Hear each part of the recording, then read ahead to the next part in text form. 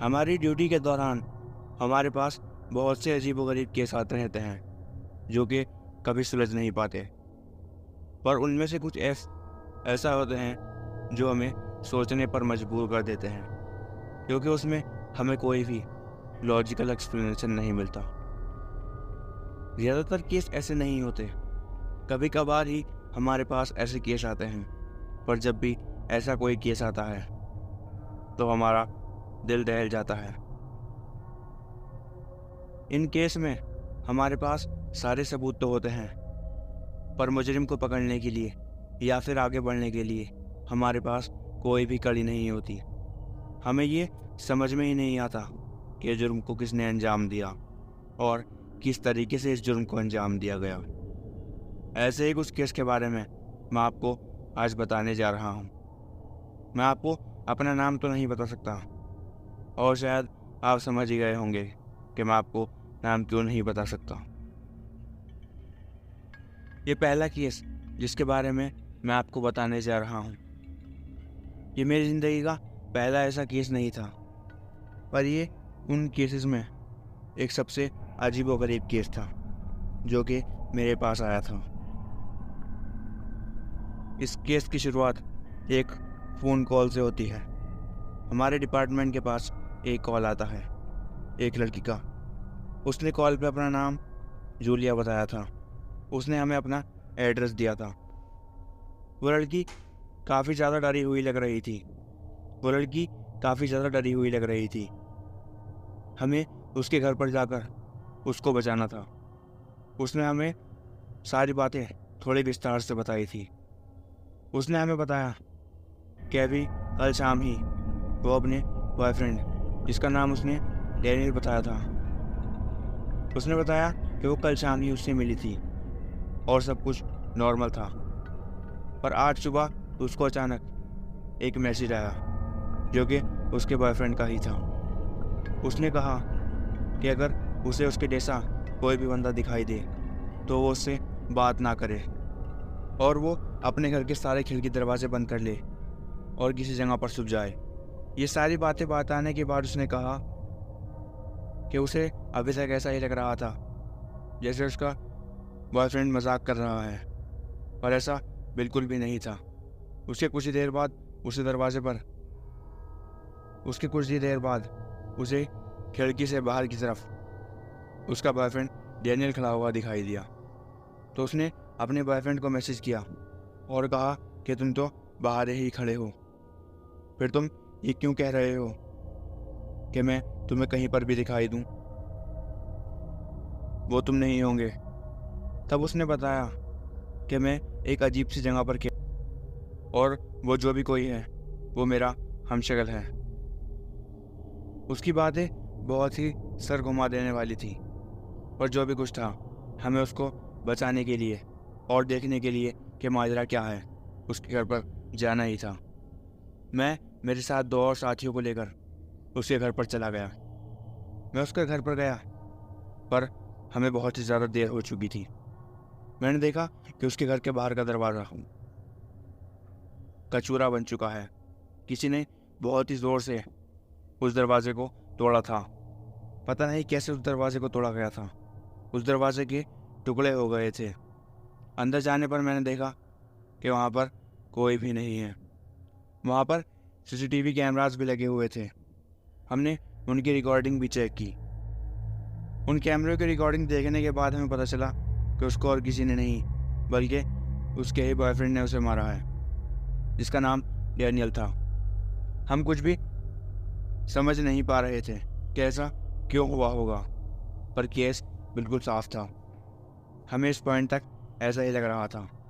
हमें उसका फ़ोन भी बरामद हुआ और हमें उसकी और उसके बॉयफ्रेंड डैनियल की सारी चैटिंग भी मिली।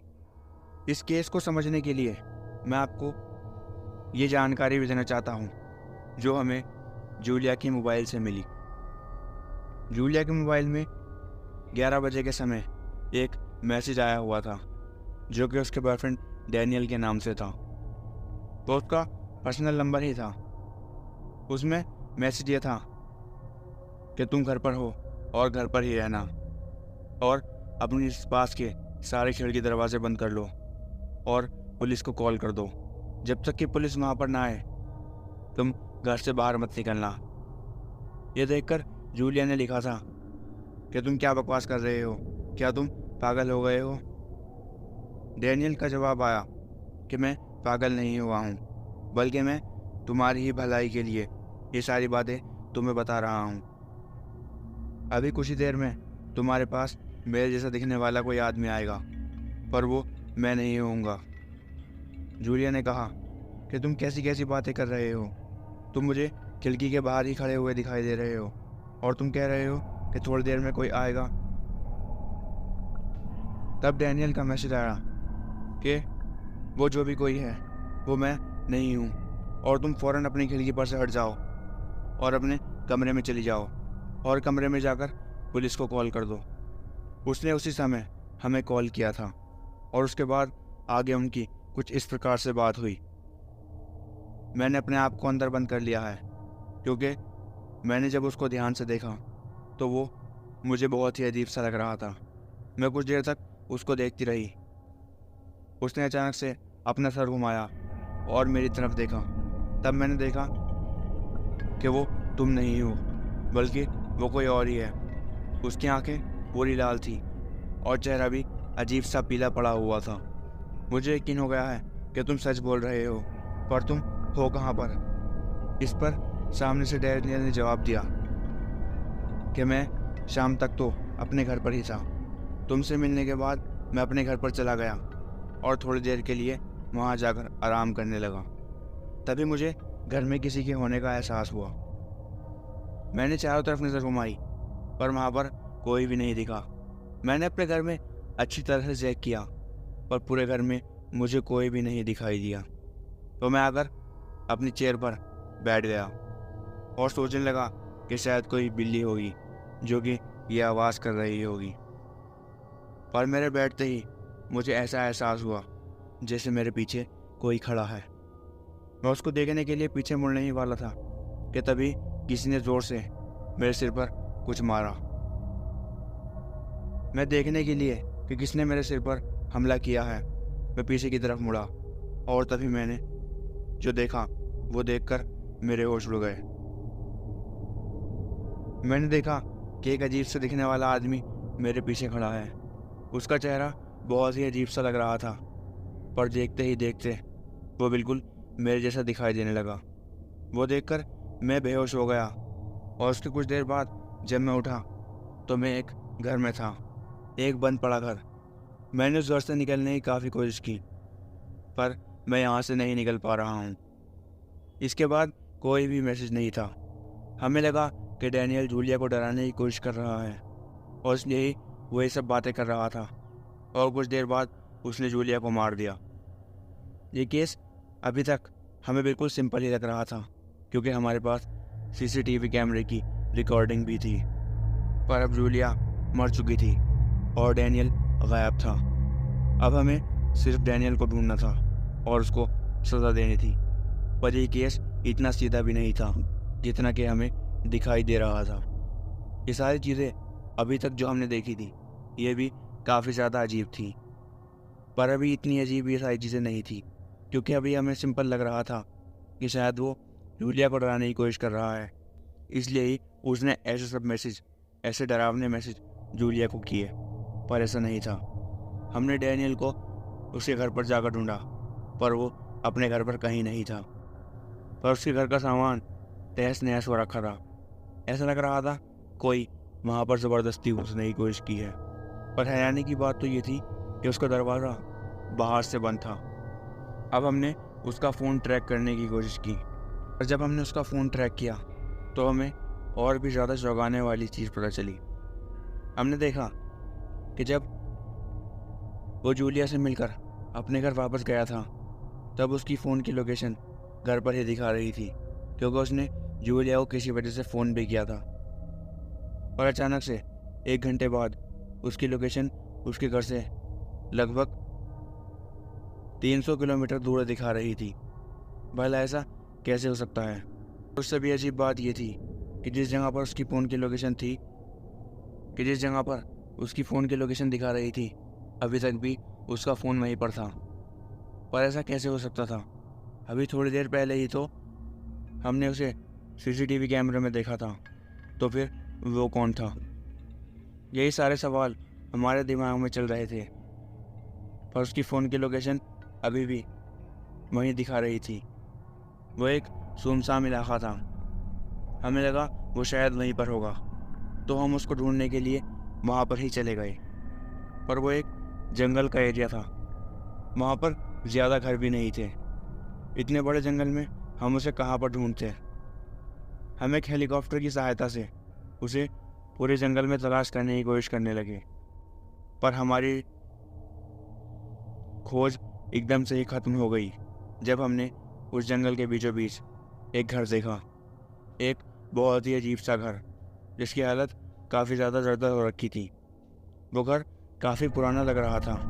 हमें लगा कि शायद डैनियल ने जिस घर का जिक्र किया था वो घर यही हो। हम उस घर में गए और वहाँ पर डैनियल को खोजने की कोशिश करने लगे। पर वहाँ पर जो हमें मिला वो देखकर हमारे होश उड़ गए। अभी केस बहुत ही ज़्यादा उलझ चुका था। वो देखकर ये केस काफ़ी ज़्यादा उलझ चुका था, क्योंकि वहाँ पर डैनियल की लाश पड़ी हुई थी। देखकर हम काफ़ी ज़्यादा डर गए। उसकी लाश को देखकर ऐसा लग रहा था जैसे कि वो वहाँ पर कई दिन से पड़ी हो। उसकी लाश काफ़ी ज़्यादा ख़राब हालत में थी और वो काफ़ी ज़्यादा सड़ भी चुकी थी। उसकी लाश के पास ही उसका मोबाइल भी पड़ा हुआ था। पर हैरानी की बात तो ये थी कि वहाँ पर बिल्कुल भी सिग्नल नहीं थे। अब ऐसा कैसे हो सकता था कि बिना सिग्नल के उसने जूलिया को मैसेज किया हो? हमने उस घर की छानबीन की, पर हमें वहाँ पर कुछ भी ख़ास सबूत नहीं मिले सिवाय डैनियल की बॉडी के। हम डैनियल को वहाँ से उठाकर ले गए और उसे पोस्टमार्टम के लिए भेज दिया। पोस्टमार्टम पे पता चला, जब पोस्टमार्टम की रिपोर्ट आई तो रिज़ल्ट और भी ज़्यादा चौंकाने वाले थे।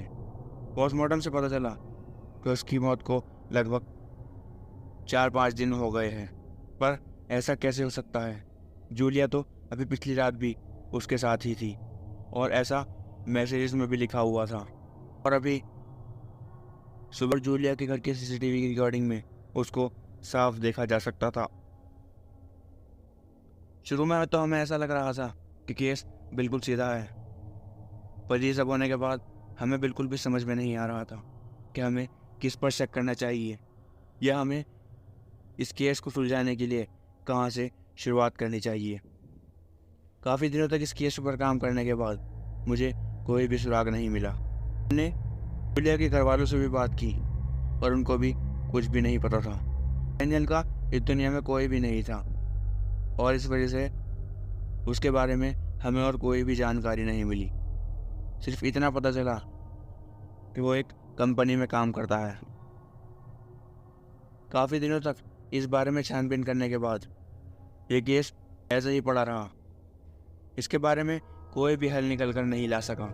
काफ़ी दिनों तक इस केस पे ऐसे ही काम करने के बाद मैंने अपने सीनियर से इस बारे में कहा, तो उन्होंने ये केस किसी मेरे एक सीनियर ऑफिसर को दे दिया इस केस को सुलझाने के लिए। वो सीनियर ऑफिसर भी मेरा काफ़ी अच्छा दोस्त था। मैंने उससे भी इस केस के बारे में कई बार बात हुई, पर उसको भी इस केस का कुछ पता नहीं चला। न ही कभी ये पता चला कि वो आदमी कौन था। उस कैमरे की रिकॉर्डिंग के हिसाब से वो जो कोई भी जूलिया के घर में घुसा था उसके हाथ में एक चाकू था और उसने उसी चाकू से जूलिया को मारा था। पर हमें जूलिया की डेड बॉडी भी कहीं पर नहीं मिली। पता नहीं वो दोनों कहाँ गायब हो गए। पता नहीं ऐसा अचानक से कैसे डैनियल अपने घर से इतनी दूर चला गया। पता नहीं कैसे उस घर में से उसने जूलिया को मैसेज किया। ये सारी पहेलियाँ ऐसे ही पहेलियाँ बनकर रह गई और इस बारे में कुछ भी हम पता नहीं लगा सके। कुछ दिनों बाद ही केस ऐसे ही बंद हो गया। कुछ दिनों के बाद मैं इस केस के बारे में बात करना भूल गया और मैं अपने और केसेस पर ध्यान देने लगा। उसके काफ़ी समय बाद मेरे सीनियर ऑफिसर से बात भी हुई इसी केस के बारे में, पर तब तक उन्होंने बताया कि यह केस मैंने ऐसे ही बंद कर दिया है क्योंकि हमें इसके बारे में कोई भी सबूत नहीं मिला। ऐसे ही काफ़ी सारा केस मेरे पास आए जो कि दिल दहला देने वाले थे, जो कि हमें सोचने पर मजबूर कर रहे थे कि आखिर ये सब हुआ कैसे। ऐसे ही मैं अगर आपको एक और केस के बारे में बताऊं, तो मैं आपको एक दूसरे केस के बारे में बताऊं, तो ये भी एक ऐसा केस था जो कि सुलझ नहीं पाया था। ये केस मुझे तो नहीं मिला था, पर ये केस मेरे एक सीनियर को मिला था। पर हैरानी की बात ये थी कि उसकी मौत 7 दिन के अंदर ही हो गई थी। उसकी मौत बहुत ही रहस्यमय तरीके से हुई थी। आगे मैं आपको बताऊंगा कि उसकी मौत किस तरीके से हुई थी। तो हुआ ऐसा था, तो उसकी मौत से पहले जब ये केस उसे मिला तो उसके पास एक फ़ोन कॉल आया। तो फ़ोन कॉल विक्टिम के पड़ोसियों ने किया था। पुलिस वहाँ पर पहुंची और उन्हें वहाँ पर जाकर पता चला कि विक्टिम के ऑफिस का कोई आदमी उन्हें वहाँ पर देखने के लिए आया था, क्योंकि वो काफ़ी दिनों से ऑफिस नहीं जा रहे थे। वो उनके घर पर आया और उनके घर पर नॉक करने लगा, क्योंकि विक्टिम का फ़ोन भी बंद आ रहा था। इसी वजह से वो घर पर आया और घर पर नॉक किया, पर घर से बाहर कोई भी नहीं आ रहा था, पर घर तो अंदर से ही बंद था। इसी वजह से उसने उनके पड़ोसियों को बुलाया और पड़ोसियों से विक्टिम के बारे में पूछने की कोशिश की, पर उन्हें भी उसके बारे में कुछ भी नहीं पता था। तब एक पड़ोसी उनकी खिड़की की ओर से अंदर देखने की कोशिश करने लगा और अंदर चला गया। खिड़की से अंदर जाकर उन्होंने मेन डोर खोल दिया और जब सबने जो देखा वो देखकर उन्होंने पुलिस को फ़ोन किया था। अंदर जाकर सब पड़ोसियों ने देखा कि वहाँ पर एक औरत पड़ी हुई है। वो उस घर की मालकिन थी। उसका नाम जैनी था।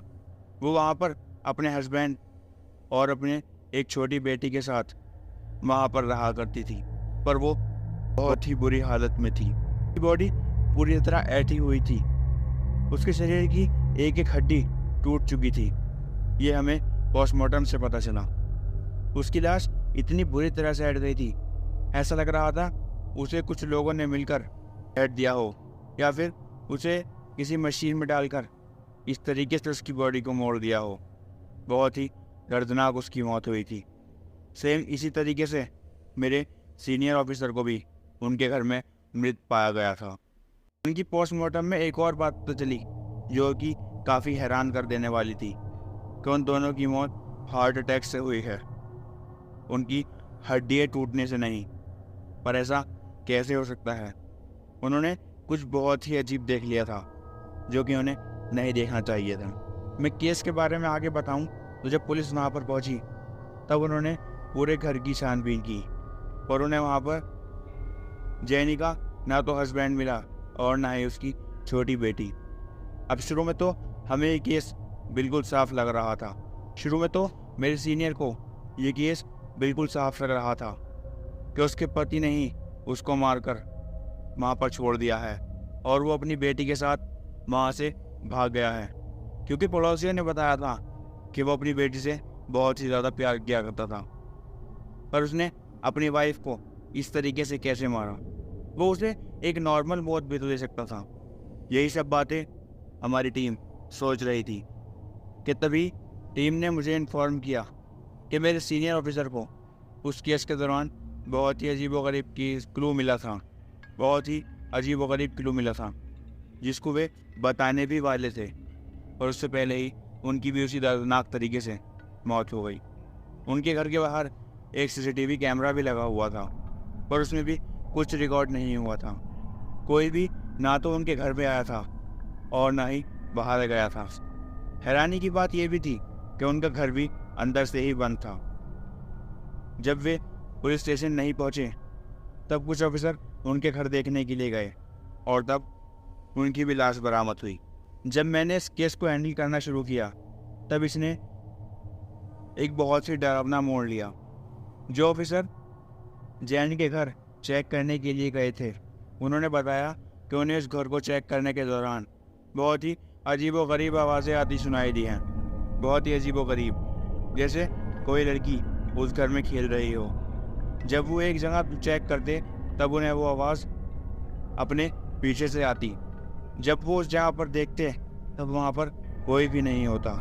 मुझे लगा कि वो ऑफिसर इतनी दर्दनाक मौत देखकर शायद उनका दिमाग ऐसी ऐसी चीज़ें उन्हें दिखा रहा है, जब तक कि मैं वहाँ पर खुद नहीं गया। जब मैं वहाँ पर पहुँचा तो क्राइम सीन बिल्कुल ताज़ा था। ऐसा लग ही नहीं रहा था कि वहाँ पर किसी ने कुछ भी छेड़खानी की हो। मैं वहाँ पर पहुँचा तो उस जगह को मार्क किया हुआ था जिस जगह जेनी की लाश मिली थी। मैंने उस पूरे घर को खुद भी चेक करने की कोशिश की, पर मुझे वहाँ पर कुछ भी नहीं मिला। ऊपर की तरफ भी एक कमरा बना हुआ था। मैंने अपने ऑफिसर से बोला कि वो ऊपर चेक करके आए। ऑफिसर ऊपर जाने ही वाला था कि तभी उसे किसी की कॉल आ गई। वो कॉल सुनने के लिए बाहर चला गया क्योंकि वहाँ पर उसको आवाज़ ठीक तरीके से नहीं आ रही थी। तभी मैंने कुछ अजीब सुना, कुछ बहुत ही ज़्यादा अजीब, जिसने मेरे भी रोंगटे खड़े कर दिए। मुझे ऐसा लगा कि कोई छोटी बच्ची ऊपर खेल रही है। उसी खेलने की आवाज़, उसी किलकारी मैंने साफ सुनी थी। मैं देखने के लिए कि ऊपर कौन है, ऊपर की ओर जाने लगा। मैं ऊपर गया तो मुझे उसकी एक झलक भी दिखाई दी। वो मेरे सामने किसी साए की तरह निकली। वो छोटी बच्ची थी। वो बिल्कुल जेनी की ही लड़की लग रही थी क्योंकि मैंने उसे एक फ़ोटो में साफ देखा था। वो देखकर मैं सब कुछ भूल गया और उसके पीछे जाने लगा। तभी मुझे ऐसा लगा कि वो सामने वाली कबर्ड के अंदर चली गई है। हाँ, मैं झूठ नहीं बोल रहा हूँ, मुझे ऐसा ही लगा। उस कमरे के कोने में एक कबर्ड रखी हुई थी। मैंने देखा कि वो लड़की उसके अंदर ही चली गई है। मैं धीरे धीरे वहाँ पर जाने लगा। अब भी मुझे एहसास हो रहा था जैसे उस कबर्ड के अंदर कोई छुपा हुआ है। सच कहूँ तो हमें ये सारी चीज़ें सेंस करने की शक्ति हमारे काम के दौरान मिल ही जाती है। तभी तो शायद मेरे और साथियों को भी इसी तरीके की बहुत बार आहट हुई। इस घर में कुछ ना कुछ गड़बड़ तो ज़रूर थी। मैं उस अलमारी के सामने पहुंचा और एक झटके से वो अलमारी खोल दी। तभी एक डेड बॉडी मेरे ऊपर गिरी। मैं चिल्लाने लगा। मेरे चिल्लाने की आवाज़ सुनकर मेरे और साथी ऊपर की ओर आ गए। मैंने उस डेड बॉडी का चेहरा ध्यान से देखा था। वो किसी और की नहीं, वो जेनी का हस्बैंड ही था। मुझे यकीन तो नहीं था कि मैं इतनी आराम से डर जाऊंगा, पर वो सब हुआ ही इतनी अचानक था कि मैं काफ़ी ज़्यादा डर गया और मेरी चीख निकल गई। मेरे साथी जब ऊपर आए तो वो मुझसे पूछने लगे कि मुझे क्या हुआ है और मैं क्यों चिल्लाया था। मैंने उन्हें फर्श की तरफ इशारा करते हुए वहाँ बॉडी देखने को कहा, पर वहाँ पर तो कुछ भी नहीं था। वो देखकर हम सब जैसे शांत से हो गए। अब उस घर में कुछ होने का एहसास मुझे भी हो गया था, पर मैं ये बात जाहिर नहीं होने देना चाहता था। उसमें से एक ऑफिसर मुझे कहने लगा कि सर, क्या आपने जेनी की बेटी को देखा है? पर मैंने तो उससे भी कुछ ज़्यादा देखा था। मतलब मैं एक पुलिस ऑफिसर हूँ और मैं साइंटिफिक तरीके से ही सारी चीज़ों को देखने की कोशिश करता हूँ, पर यहाँ पर आकर जो मेरे साथ हुआ वो बहुत ही ज़्यादा अजीब था। पर यह घटना जो मेरे साथ घटी थी, मैं इसकी कोई भी बात को साइंटिफिक तरीके से समझ ही नहीं पा रहा था। पता नहीं ये सब मेरे साथ क्यों हुआ था, क्यों मुझे वो चीज़ें दिखाई दी। इसी के साथ जब हमने वो कबर्ड दोबारा चेक की तो मैंने उसके अंदर कुछ बहुत ही अजीब चीज़ नोटिस की। वैसे तो उस कबर्ड में कुछ किताबें ही रखी हुई थी जो कि ऊपर से देखने पर बिल्कुल नॉर्मल लग रही थी। शायद उन किताबों का किसी ने कवर चेंज किया था और वो उन्हीं लोगों ने किया होगा जिनकी वो किताबें हैं। किताबों को ध्यान से पढ़ने पर मुझे पता चला कि वो तो शायद काले जादू की किताबें हैं। वो किसी और भाषा में लिखी हुई थी। उस वजह से मुझे समझ में तो नहीं आ रहा था कि उसमें क्या लिखा हुआ है। इसलिए ही मैंने वो किताबें वहाँ से ली और एनालाइज करने के लिए दे दी। उन किताबों की रिपोर्ट में यही पता चला कि वो किताबें काले जादू की ही थी और शायद वहाँ पर यही सारी चीज़ें चल रही थी। हमारे पास आगे बढ़ने के लिए कोई भी लीड नहीं थी। हमें अभी तक सिर्फ 2 लाशें मिली थी जो कि आपस में कहीं ना कहीं कनेक्ट थी, पर हमें ऐसा कुछ भी नहीं मिला जिससे हम केस आगे बढ़ा सके। उस घर के मालिक को ढूंढने की काफ़ी और कोशिशें भी की गई, पर उसका कुछ पता नहीं चल सका। ना ही कभी उसकी बेटी का कुछ पता चल सका। हमने पूरे शहर में नाकाबंदी की। शहर से हर बाहर जाने वाले इलाके पर हमने पुलिस को तैनात किया, जिससे कि और उन्हें उन दोनों की फ़ोटो दी, पर उन दोनों बाप बेटी का कुछ पता नहीं चला। हमें कुछ लीड मिलेगी इसी फिराक में हमने कई बार उस घर को जाकर दोबारा चेक किया, पर हमें कुछ भी नहीं मिलता। अगर कोई उस घर में अकेला जाता तो उसे बहुत ही अजीबोगरीब चीज़ों का। हमने उन लोगों के रिश्तेदारों से भी सारी बातें पता की, पर उनमें से भी किसी को उन दोनों के बारे में कुछ भी नहीं पता था। ये केस सही में सिर चकरा देने वाला था। हमें कभी इसके बारे में कुछ भी पता नहीं चल सका।